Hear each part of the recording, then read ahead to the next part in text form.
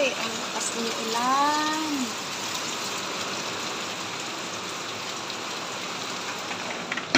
Inulan na naman ang Camarines Norte. Good morning, guys. Ayan. Maulan na naman. Lakas ng ulan. Araw ng Sunday. Maulan ang araw natin ngayon.